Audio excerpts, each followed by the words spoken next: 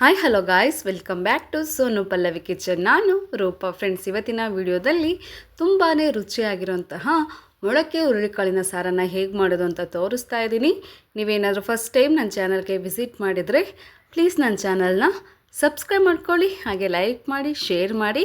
ನೀವು ಮನೆಯಲ್ಲಿ ತುಂಬ ಸಲ ರೆಡಿ ಮಾಡಿರ್ತೀರ, ಆದರೆ ಈ ರೀತಿ ಒಂದು ಸಲ ಡಿಫ್ರೆಂಟಾಗಿ ಮೊಳಕೆ ಹುರುಳಿಕಾಳು ಸಾರನ್ನು ರೆಡಿ ಮಾಡಿ ಫ್ರೆಂಡ್ಸ್. ಮನೆಯಲ್ಲಿ ಪ್ರತಿಯೊಬ್ಬರು ಕೂಡ ತುಂಬಾ ಇಷ್ಟಪಟ್ಟು ಊಟ ಮಾಡ್ತಾರೆ. ಹಾಗಿದ್ರೆ ಬನ್ನಿ ಹೇಗೆ ಮಾಡೋದು ಅಂತ ನೋಡೋಣ. ಮೊದಲಿಗೆ ನಾನಿಲ್ಲಿ ಒಂದು ಈರುಳ್ಳಿ, ಒಂದು ಬೆಳ್ಳುಳ್ಳಿಲಿ ಒಂದು ಅರ್ಧ ಬೆಳ್ಳುಳ್ಳಿನ ತೊಗೊಂಡಿದ್ದೀನಿ. ಹಾಗೆ ಒಂದು ಅರ್ಧ ಇಂಚಷ್ಟು ಶುಂಠಿಯನ್ನು ತೊಗೊಂಡಿದ್ದೀನಿ, ನೋಡ್ಬೋದು. ಈಗ ಇದನ್ನೆಲ್ಲ ಮಿಕ್ಸಿ ಜಾರ್ಗೆ ಸೇರಿಸ್ಕೊಂಡು ಈ ರೀತಿ ಪೇಸ್ಟನ್ನು ರೆಡಿ ಮಾಡ್ಕೋಬೇಕಾಗುತ್ತೆ. ನಂತರ ಸಾಂಬಾರನ್ನು ರೆಡಿ ಮಾಡಲಿಕ್ಕೆ ಮಸಾಲೆಯನ್ನು ರೆಡಿ ಮಾಡ್ಕೊತಾ ಇದ್ದೀನಿ. ಒಂದೆರಡು ಮೀಡಿಯಮ್ ಸೈಜ್ ಈರುಳ್ಳಿ, ಸ್ವಲ್ಪ ತೆಂಗಿನಕಾಯಿ, ಸ್ವಲ್ಪ ಕೊತ್ತಂಬರಿ ಸೊಪ್ಪು, ಒಂದು ಮೀಡಿಯಮ್ ಸೈಜ್ದು ಟೊಮೊಟೊ, ಹಾಗೆ ಒಂದು ಅರ್ಧದಷ್ಟು ಬೆಳ್ಳುಳ್ಳಿಯನ್ನು ತೊಗೊಂಡಿದ್ದೀನಿ. ಒಂದು ಬೆಳ್ಳುಳ್ಳಿ ಗೆಡ್ಡೆಯಲ್ಲಿ ಒಂದು ಅರ್ಧದಷ್ಟು ಬೆಳ್ಳುಳ್ಳಿಯನ್ನು ತೊಗೊಂಡಿದ್ದೀನಿ. ಹಾಗೆ ಒಂದು ಅರ್ಧ ಇಂಚಷ್ಟು ಶುಂಠಿಯನ್ನು ತೊಗೊಂಡಿದ್ದೀನಿ. ಈಗ ಇದನ್ನೆಲ್ಲ ಮಿಕ್ಸಿ ಜಾರ್ಗೆ ಸೇರಿಸ್ಕೊತಾ ಇದ್ದೀನಿ.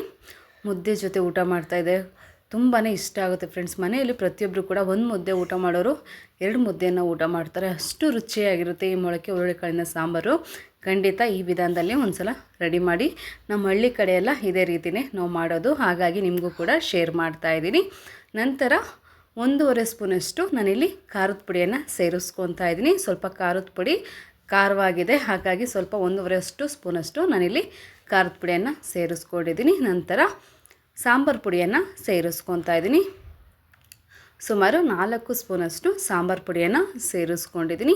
ಹಾಗೆ ಸ್ವಲ್ಪ ನೀರನ್ನು ಸೇರಿಸ್ಕೊಂಡು ಮಸಾಲ ಪೇಸ್ಟನ್ನು ರೆಡಿ ಮಾಡ್ಕೋಬೇಕಾಗುತ್ತೆ. ನೋಡಿ, ಈ ರೀತಿಯಾಗಿ ರೆಡಿ ಮಾಡಿಕೊಂಡ್ರೆ ಸಾಕು.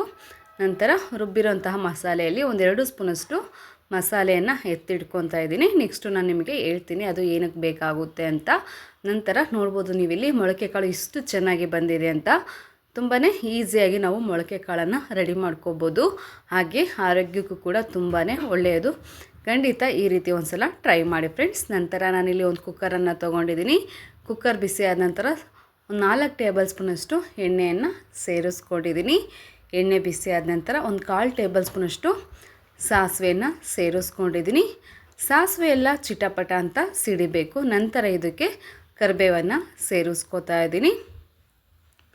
ನಂತರ ಮೊದಲೇ ಪೇಸ್ಟ್ ಮಾಡಿ ಇಟ್ಕೊಂಡಿದ್ವಲ್ಲ ಈರುಳ್ಳಿ, ಬೆಳ್ಳುಳ್ಳಿ ಹಾಗೆ ಶುಂಠಿಯನ್ನು, ಆ ಪೇಸ್ಟನ್ನು ಸೇರಿಸ್ಕೋಬೇಕಾಗುತ್ತೆ. ನಾವೇನು ಚಿಕನ್ ಸಾಂಬಾರು ಮಾಡ್ತೀವಲ್ಲ ಅದೇ ರೀತಿಯೇ ರೆಡಿ ಮಾಡ್ಕೊತಾ ಇದ್ದೀನಿ. ಸಾಂಬಾರು ಚಿಕನ್ ಸಾಂಬಾರಲ್ಲಿ ಊಟ ಮಾಡಿದಷ್ಟೇ ರುಚಿಯಾಗಿರುತ್ತೆ. ಖಂಡಿತ ಈ ರೀತಿ ಒಂದು ಸಲ ಟ್ರೈ ಮಾಡಿ. ಸ್ವಲ್ಪ ಹಸಿ ಸ್ಮೆಲ್ಲು ಕ್ಲಿಯರ್ ಆಗಬೇಕು, ಅಲ್ಲಿವರೆಗೂ ಕೂಡ ಫ್ರೈ ಮಾಡ್ಕೊಳ್ಳೋಣ. ಲೋ ಫ್ಲೇಮಲ್ಲಿ ಇಟ್ಕೊಂಡೇ ಫ್ರೈ ಮಾಡ್ಕೋಬೇಕು, ಇಲ್ಲಾಂದರೆ ತಳ ಹಿಡಿದು ಬಿಡುತ್ತೆ. ಹಾಗಾಗಿ ಲೋ ಫ್ಲೇಮಲ್ಲಿ ಇಟ್ಕೊಂಡೇ ನೀವು ಫ್ರೈ ಮಾಡ್ಕೊಳ್ಳಿ. ನಂತರ ಮೊಳಕೆ ಹುರುಳಿಕಾಳನ್ನು 3-4 ಸಲ ಚೆನ್ನಾಗಿ ವಾಶ್ ಮಾಡಿಬಿಟ್ಟು ಸೇರಿಸ್ಕೋತಾ ಇದ್ದೀನಿ. ಹಾಗೆ ನಾನು ಮೊಳಕೆ ಹುರುಳಿಕಾಳಿನ ಬಸ್ಸಾರನ್ನು ಹೇಗೆ ಮಾಡೋದು ಅಂತ ವಿಡಿಯೋ ಅಪ್ಲೋಡ್ ಮಾಡಿದ್ದೀನಿ ಫ್ರೆಂಡ್ಸ್. ನೀವಿನ್ನೂ ನೋಡಿಲ್ಲ ಅಂದರೆ ಡಿಸ್ಕ್ರಿಪ್ಷನ್ ಬಾಕ್ಸಲ್ಲಿ ಲಿಂಕನ್ನು ಕೊಟ್ಟಿರ್ತೀನಿ, ಒಂದು ಸಲ ಚೆಕ್ ಮಾಡ್ಕೊಳ್ಳಿ. ಇಷ್ಟ ಆದರೆ ನನ್ನ ಚಾನಲ್ಗೆ ಸಬ್ಸ್ಕ್ರೈಬ್ ಆಗೋದನ್ನು ಮರಿಬೇಡಿ. ನಂತರ ಒಂದು 1/4 ಟೇಬಲ್ ಸ್ಪೂನಷ್ಟು ಅರಿಶಿನ ಪುಡಿಯನ್ನು ಸೇರಿಸ್ಕೊಂಡಿದ್ದೀನಿ. ಈಗ ಎಣ್ಣೆಯಲ್ಲಿ ಚೆನ್ನಾಗಿ ಫ್ರೈ ಮಾಡ್ಕೊಳ್ಳೋಣ. 1 ನಿಮಿಷ ನಾನಿಲ್ಲಿ ಚೆನ್ನಾಗಿ ಫ್ರೈ ಮಾಡ್ಕೊತಾ ಇದ್ದೀನಿ. ಯಾವಾಗಲೂ ಒಂದೇ ರೀತಿಯಾಗಿ ನಾವು ಸಾಂಬಾರನ್ನು ತಿಂದು ಬೇಜಾರಾಗಿದ್ದರೆ ಖಂಡಿತ ಈ ರೀತಿ ಒಂದು ಸಲ ಟ್ರೈ ಮಾಡಿ. ಹಾಗೆ ನಾನು ಮೊಟ್ಟೆ ಕಬಾಬನ್ನು ಹೇಗೆ ಮಾಡೋದು ಅಂತ ವಿಡಿಯೋ ಅಪ್ಲೋಡ್ ಮಾಡಿದ್ದೆ ಫ್ರೆಂಡ್ಸ್. ಎಲ್ಲರೂ ಕೂಡ ತುಂಬಾ ಇಷ್ಟಪಟ್ಟಿದ್ದಾರೆ. ನೀವಿನ್ನೂ ನೋಡಿಲ್ಲ ಅಂದರೆ ಡಿಸ್ಕ್ರಿಪ್ಷನ್ ಬಾಕ್ಸಲ್ಲಿ ಲಿಂಕನ್ನು ಕೊಟ್ಟಿರ್ತೀನಿ, ಒಂದು ಸಲ ಚೆಕ್ ಮಾಡ್ಕೊಳ್ಳಿ. ಇಷ್ಟ ಆದರೆ ನನ್ನ ಚಾನಲ್ಗೆ ಸಬ್ಸ್ಕ್ರೈಬ್ ಆಗೋದನ್ನು ಮರಿಬೇಡಿ. ನಂತರ ಮೊದಲೇ ರುಬ್ಬಿಟ್ಕೊಂಡಿರೋಂತಹ ಮಸಾಲ ಪೇಸ್ಟನ್ನು ಸೇರಿಸ್ಕೊಂಡಿದ್ದೀನಿ. ಕಾಳಿಗೆ ಒಂದು ರೀತಿಯಲ್ಲಿ ಚೆನ್ನಾಗಿ ಮಿಕ್ಸ್ ಮಾಡ್ಕೊತಾ ಇದ್ದೀನಿ.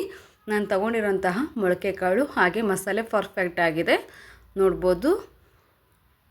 ನಂತರ ಮಿಕ್ಸಿ ಜಾರ್ಗೆ ನೀರನ್ನು ಸೇರಿಸ್ಕೊಂಡು ಮಸಾಲ ನೀರನ್ನು ಕೂಡ ಸೇರಿಸ್ಕೊತಾ ಇದ್ದೀನಿ. ನಿಮಗೆ ಸಾಂಬಾರು ಎಷ್ಟು ಬೇಕೋ ಅಷ್ಟನ್ನು ನೋಡಿಬಿಟ್ಟು ನೀವು ನೀರನ್ನು ಸೇರಿಸ್ಕೋಬೇಕಾಗುತ್ತೆ. ಈಗ ಕಂಪ್ಲೀಟಾಗಿ ಒಂದು ಸಲ ಮಿಕ್ಸ್ ಮಾಡ್ಕೊಳ್ಳೋಣ.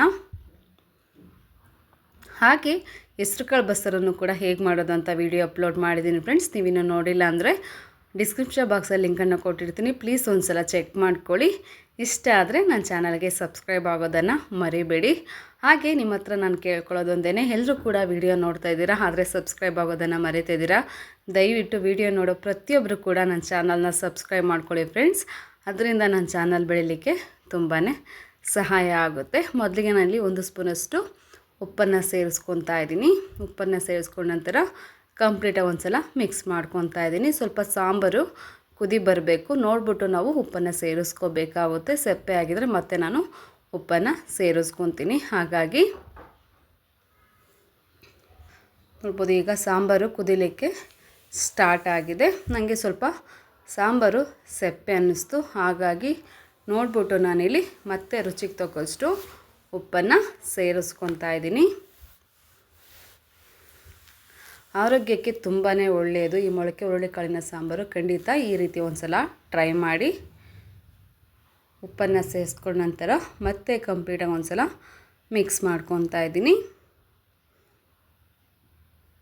ನಂತರ ಕುಕ್ಕರ್ ಲಿಡ್ ಕ್ಲೋಸ್ ಮಾಡಿ ಜಸ್ಟ್ 1 ವಿಷಲ್ ತೊಗೊಂಡ್ರೆ ಸಾಕು ಫ್ರೆಂಡ್ಸ್. ರುಚಿಯಾದಂತಹ ಮೊಳಕೆ ಹುರುಳಿಕಾಳಿನ ಸಾಂಬಾರು ರೆಡಿಯಾಗುತ್ತೆ. ಈಗ ನೋಡ್ಬೋದು 1 ವಿಷಲ್ ಆಗಿದೆ. ಕುಕ್ಕರ್ ಲಿಡ್ ಓಪನ್ ಮಾಡಿ ತೋರಿಸ್ತಾ ಇದ್ದೀನಿ ಯಾವ ರೀತಿಯಾಗಿ ಸಾಂಬಾರು ರೆಡಿಯಾಗಿದೆ ಅಂತ. ದಿಢೀರಾಗಿ ನಾವು ಮಾಡ್ಬೋದು, ನಮಗೆ ಜಾಸ್ತಿ ಸಮಯ ಏನು ಬೇಡ. ಮಧ್ಯಾಹ್ನದ ಊಟಕ್ಕೆ ಅಥವಾ ಸಂಜೆ ಊಟಕ್ಕೆ ನಾವು ಈ ರೀತಿ ಮಾಡಿಕೊಂಡ್ರೆ ಖಂಡಿತ ಮನೆಯಲ್ಲಿ ಪ್ರತಿಯೊಬ್ಬರು ಕೂಡ ತುಂಬಾ ಇಷ್ಟಪಟ್ಟು ಊಟ ಮಾಡ್ತಾರೆ. ನೋಡಿ ಸಾಂಬಾರು ಪರ್ಫೆಕ್ಟಾಗಿ ರೆಡಿಯಾಗಿದೆ. ನಂತರ ಇದರಲ್ಲಿರುವಂತಹ ಕಾಳನ್ನು ನಾನು ಒಂದು ಪ್ಲೇಟಿಗೆ ಎತ್ತಿಟ್ಕೊತಾ ಇದ್ದೀನಿ. ನಂತರ ನಾನಿಲ್ಲಿ ಒಂದು ಬಾಣಲೆಯನ್ನು ತೊಗೊಂಡಿದ್ದೀನಿ. ಬಾಣಲೆ ಬಿಸಿಯಾದ ನಂತರ 1 ಟೇಬಲ್ ಸ್ಪೂನಷ್ಟು ಎಣ್ಣೆಯನ್ನು ಸೇರಿಸ್ಕೊಂಡಿದ್ದೀನಿ. ಎಣ್ಣೆ ಬಿಸಿಯಾದ ನಂತರ ಮೊದಲೇ 1 ಸ್ಪೂನಷ್ಟು ನಾವು ಮಸಾಲ ಪೇಸ್ಟನ್ನು ಎತ್ತಿಟ್ಕೊಂಡಿದ್ವಲ್ಲ ಅದನ್ನು ಸೇರಿಸ್ಕೊಂಡಿದ್ದೀನಿ. ಹಾಗೆ ಸ್ವಲ್ಪ ಉಪ್ಪನ್ನು ಸೇರಿಸ್ಕೊಂಡಿದ್ದೀನಿ. ರುಚಿಗೆ ತಕ್ಕಷ್ಟು ಉಪ್ಪನ್ನು ಸೇರಿಸ್ಕೊಂಡಿದ್ದೀನಿ. ಸ್ವಲ್ಪ ಮಸಾಲೆ ಹಸಿ ಸ್ಮೆಲ್ಲು ಕ್ಲಿಯರ್ ಆಗಬೇಕು, ಅಲ್ಲಿವರೆಗೂ ಕೂಡ ಫ್ರೈ ಮಾಡ್ಕೊಳ್ಳೋಣ. ಲೋ ಫ್ಲೇಮಲ್ಲಿ ಇಟ್ಕೊಂಡೇ ನಾವು ಫ್ರೈ ಮಾಡ್ಕೋಬೇಕಾಗುತ್ತೆ. ನಂತರ ನಾನಿಲ್ಲಿ ಸಾಂಬಾರಲ್ಲಿರುವಂತಹ ಕಾಳನ್ನು ಸ್ವಲ್ಪ ತೊಗೊಂಡಿದ್ದೀನಿ. ಈಗ ಮಸಾಲೆ ಎಲ್ಲ ಕಾಳಿಗೆ ಒಂದು ರೀತಿಯಲ್ಲಿ ಮಿಕ್ಸ್ ಮಾಡ್ಕೊತಾ ಇದ್ದೀನಿ. ತುಂಬಾ ರುಚಿಯಾಗಿರುತ್ತೆ. ಈ ರೀತಿ ಒಂದು ಸಲ ನೀವು ಮಸಾಲೆ ಬಸಾರನ್ನು ಮನೆಯಲ್ಲಿ ರೆಡಿ ಮಾಡಿ ಫ್ರೆಂಡ್ಸ್, ಖಂಡಿತ ತುಂಬಾ ರುಚಿಯಾಗಿರುತ್ತೆ. ಸ್ವಲ್ಪ ಹಸಿ ಸ್ಮೆಲ್ಲೆಲ್ಲ ಕ್ಲಿಯರ್ ಆಗಬೇಕು. ಹಾಗೆ ಮೊಳಕೆ ಕಾಳಿಗೆ ಮಸಾಲೆ ಎಲ್ಲ ಚೆನ್ನಾಗಿ ಹೊಂದ್ಕೋಬೇಕು. 1 ನಿಮಿಷ ನಾವು ಫ್ರೈ ಮಾಡಿಕೊಳ್ಳೇಬೇಕಾಗುತ್ತೆ. ಈಗ ಪರ್ಫೆಕ್ಟಾಗಿ ರೆಡಿಯಾಗಿದೆ. ಈಗ ರೆಡಿಯಾಗಿರುವಂತಹ ಸಾಂಬಾರು ಹಾಗೆ ಪಲ್ಯವನ್ನು ನಾನಿಲ್ಲಿ ಒಂದು ಪ್ಲೇಟಿಗೆ ಹಾಕಿದ್ದೀನಿ. ನೋಡಿದ್ರಲ್ಲ ಫ್ರೆಂಡ್ಸ್ ಯಾವ ರೀತಿಯಾಗಿ ನಾವು ಮೊಳಕೆ ಹುರುಳಿಕಾಳನ್ನು ಉಪಯೋಗಿಸ್ಕೊಂಡು ಮಸಾಲೆ ಸಾಂಬಾರನ್ನು ಮಾಡೋದು ಅಂತ.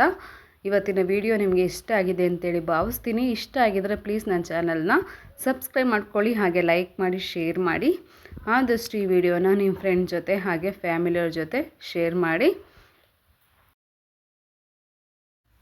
ಮತ್ತೆ ಒಂದು ಹೊಸ ವಿಡಿಯೋದಲ್ಲಿ ಸಿಗೋಣ. ಆದಷ್ಟು ವಿಡಿಯೋವನ್ನು ನಿಮ್ಮ ಫ್ರೆಂಡ್ ಜೊತೆ ಶೇರ್ ಮಾಡಿ friends. Thank you for watching.